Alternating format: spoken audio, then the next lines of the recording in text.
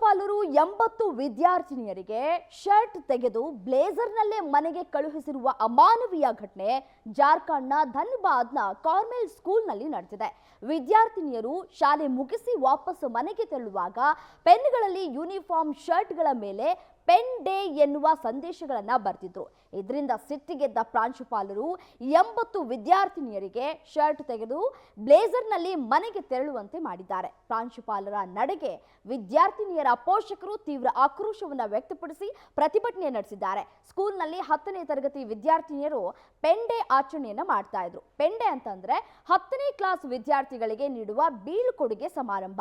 ಈ ಸಂಭ್ರಮದ ಕಾರ್ಯಕ್ರಮಕ್ಕೆ ವಿದ್ಯಾರ್ಥಿನಿಯರು ಟಿ ಶರ್ಟ್ಗಳ ಮೇಲೆ ಪೆನ್ ಡೇ ಅನ್ನೋ ಬರಹಗಳನ್ನ ಬರೆಸಿದ್ರು.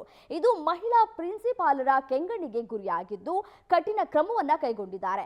ಈ ಕುರಿತ ಉನ್ನತ ತನಿಖೆಗೆ ಡಿಸಿ ಮಾಧವಿ ಮಿಶ್ರಾ ಅವರು ಪ್ರಿನ್ಸಿಪಾಲ್ ವಿರುದ್ಧದ 5 ಸದಸ್ಯರ ಕಮಿಟಿ ರಚಿಸಿ ತನಿಖೆಯನ್ನ ನಡೆಸಲಾಗುತ್ತೆ ಅಂತ ಕೂಡ ತಿಳಿಸಿದ್ದಾರೆ. ಪ್ರಿನ್ಸಿಪಾಲ್ ಕ್ರಮದ ವಿರುದ್ಧ ಸರ್ಕಾರ ತನಿಖೆ ನಡೆಸಿ ಸೂಕ್ತ ಕ್ರಮವನ್ನ ಕೈಗೊಳ್ಳುವ ಭರವಸೆಯನ್ನ ನೀಡಿದೆ. ಆದರೆ ವಿದ್ಯಾರ್ಥಿನಿಯರ ಶರ್ಟ್ ಬಿಚ್ಚಿಸಿ ಮನೆಗೆ ಕಳುಹಿಸಿರುವಂತಹ ಈ ಘಟನೆ ತೀವ್ರ ಚರ್ಚೆಗೆ ಕಾರಣವಾಗಿದೆ.